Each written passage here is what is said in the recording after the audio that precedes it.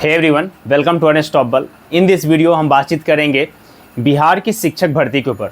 जैसे जैसे समय बीतता जा रहा है, जैसे जैसे समय नज़दीक आ रहा है और जिस तरीके से सिलेक्शन प्रक्रिया और प्रोसेस हो रहा है उसके ऊपर बातचीत करने वाले हैं। तो बहुत सारे इन्फॉर्मेशन है जो आपके एग्ज़ाम पॉइंट ऑफ व्यू से, आपके सिलेक्शन के पॉइंट ऑफ व्यू से बहुत ही ज़्यादा इंपॉर्टेंट है।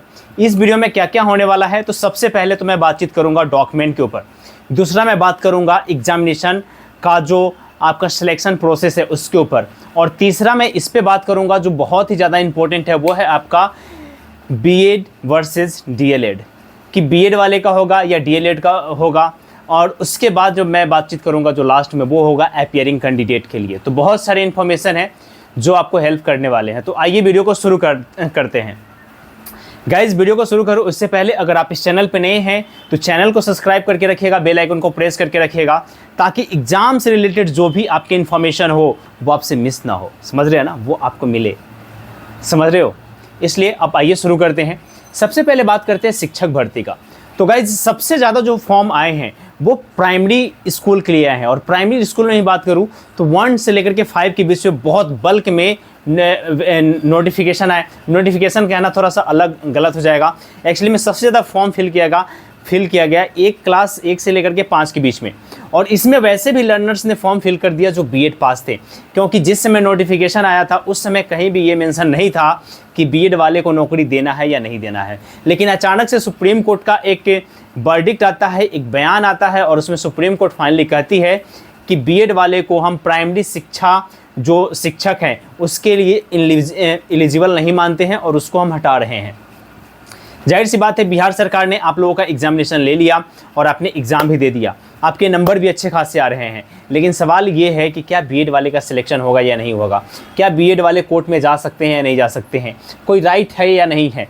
तो गाइज़, मैं आपको एक जेन्युइन इन्फॉर्मेशन दे रहा हूँ और शायद ही कोई ये इन्फॉर्मेशन आपको दे। सुप्रीम कोर्ट ने जो फैसला सुना दिया है उस फैसले के लिए आपको सुप्रीम कोर्ट में ही जाना पड़ेगा और भी रिव्यू पटिशन आप फाइल कर सकते हैं कि आप महोदय एक रिव्यू कीजिए इसके ऊपर। मुझे लगता है कि आपको एक बार रिव्यू करना चाहिए। आप ऐसा नहीं है कि आप हाई कोर्ट में जाएंगे वहाँ पे रिव्यू करवाएंगे। सुप्रीम कोर्ट का फैसला है, सुप्रीम कोर्ट ही उसे रिव्यू करेगी और उसके बाद ही वो अपने फैसले को चेंज या करेंगी या नहीं करेंगी। यानी कि ये बहुत लंबा प्रोसेस है। फाइनली क्या है, फाइनली कोर्ट के द्वारा कह दिया है कि बीएड वाले को हम हटा दिया जाएगा, थ्रो आउट कर दिया जाएगा। पहले तो लेने की बात किया गया, अब बाहर निकाल के फेंक दो। मतलब कि लगभग 3,80,000 ऐसे लर्नर्स हैं जिनको निकाल के बाहर फेंक दिया गया, बाहर निकाल दिया गया है। वो एलिजिबल नहीं है अब, और वो अभी शिक्षक नहीं बन पाएंगे इस बार के तैयारी में। यानी कि इस बार जो नोटिफिकेशन आया था, इस बार जो वैकेंसीज आई थी, जो इस बार उन्होंने एग्ज़ाम दिया है, उसमें वो अब एलिजिबल नहीं है। तो अब उन्हें क्या करना चाहिए, क्या होप खो देना चाहिए? तो देखो गाइज, उम्मीद पे दुनिया कायम है। आप उम्मीद रख लो कि शायद कहीं कुछ हो जाए, सरकार कहीं कुछ कर दे, बट ज़्यादा कुछ नहीं होने वाला उसमें। ठीक है ना? दूसरी बात यह है कि आपके लिए एक बेहतरीन मौका होने वाला है कि फिर से दिसंबर और जनवरी के बीच में आप लोगों के लिए लगभग 1.5 लाख वैकेंसीज आ रही है। यानी कि you have a golden opportunity guys. समझ रहे हो ना? बहुत ही गोल्डन अपॉर्चुनिटी है आपके लिए कि आप तैयारी में लग जाओ और फिर छोड़ो प्राइमरी, सेकेंडरी में जाओ, गर्दा उड़ाओ। ठीक है? अब आते हैं सेकेंड इन्फॉर्मेशन पे। जो डीएलएड किए हुए हैं उसमें भी उन लर्नर्स के ऊपर मैं बात करूंगा जिनका नंबर 40 से लेकर के 50 के बीच में आ रहा है और बहुत ज़्यादा कन्फ्यूज़न है, उनके मन में बहुत ज़्यादा सवाल है कि क्या उनका सिलेक्शन होगा या नहीं होगा। तो देखो, मैं आपको एक बात बताता हूँ। आयोग ने एक मिनिमम क्राइटेरिया मतलब कि एक मिनिमम क्राइटेरिया रखा हुआ है, एक मिनिमम परसेंटेज रखा है, फिक्स कर दिया हुआ है। और मिनिमम का क्या है कि 40%, 36%, etcetera age wise categories wise. Maximum क्या है तो 40% है। और 40% मीन्स 48 मार्क्स।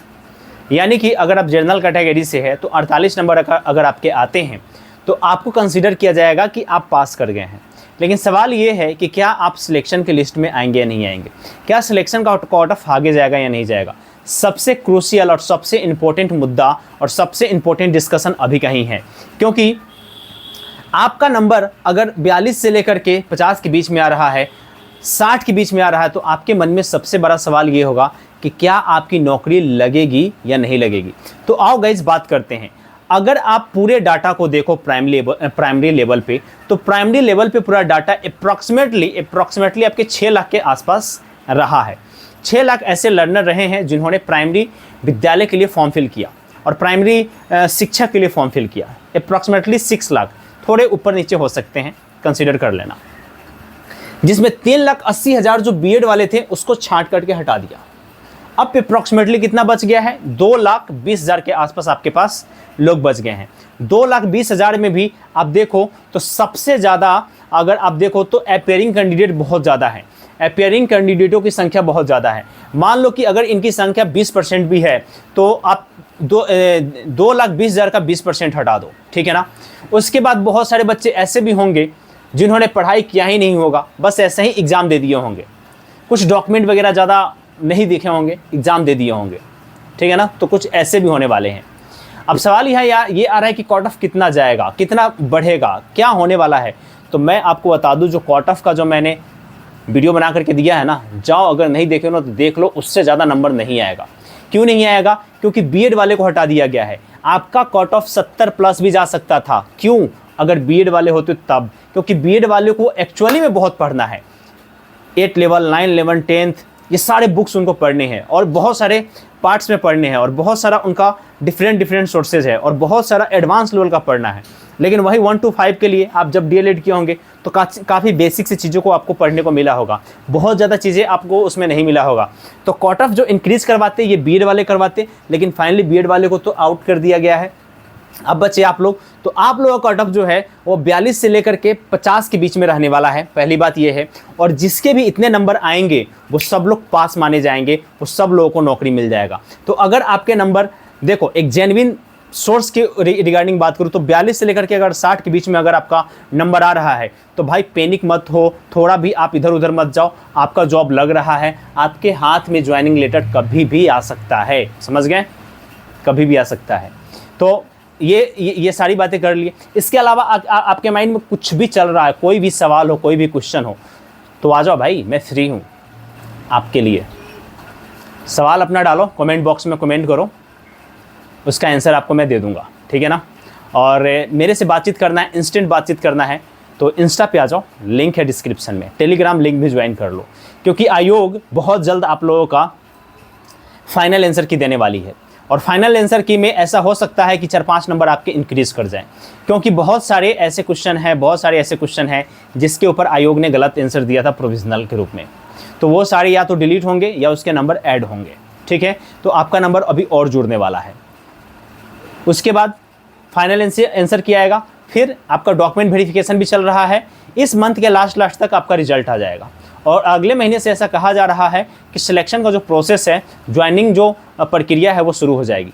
तो आपके पास समय नहीं है बिल्कुल भी किसी चीज़ के लिए, समझ रहे हो ना। तो अब पैनिक कम करो, पढ़ाई पे मैं ये नहीं कहूँगा कि पढ़ाई पे आप पूरा फोकस्ड हो जाओ, कुछ दिन वेट करो, ठीक है। जो आप काम कर रहे थे, चाहे टीचिंग का ही काम कर रहे थे, वो करना शुरू कर दो या वो करो, बहुत जल्द आपकी जॉब होने वाली है। तो इस वीडियो में बस इतना ही रखते हैं। वीडियो अगर अच्छी लगी हो तो लाइक, रेट, रिव्यू, आंसर करना मत भूलिएगा। चैनल पे नए हैं तो चैनल को ज़रूर ही सब्सक्राइब कर लीजिएगा। इसके ऊपर जो भी अपडेट्स आएंगे, छोटे से छोटे, बड़े से बड़े, वो सारे इन्फॉर्मेशन आपको मिल जाएगा अनस्टॉपेबल पे। साथ ही अनस्टॉपेबल पे आप सभी के लिए बेहतरीन क्लासेस का ऑर्गेनाइजेशन भी किया जा रहा है, बीपीएससी टीचर वाला। और जब जो हमारा ऑफलाइन चला है क्लासेस, जिसमें हमने एग्जामिनेशन लिया है, और जो हमारे बच्चे हैं, मुझे ऐसा उम्मीद है कि उसमें 100% हमारा रिजल्ट आएगा। और जैसे ही रिजल्ट आएगा उसके बाद मैं सब कुछ पब्लिश कर दूंगा, सब कुछ पब्लिकली करूंगा। मैं दिखाऊंगा कि कितने बच्चे थे, कितने बच्चों का रिजल्ट आया विद रोल नंबर के साथ, और वो उनको किस तरीके से पढ़ाया हूँ, वो सारी चीज़ें आप लोगों के साथ शेयर करूँगा, ठीक है।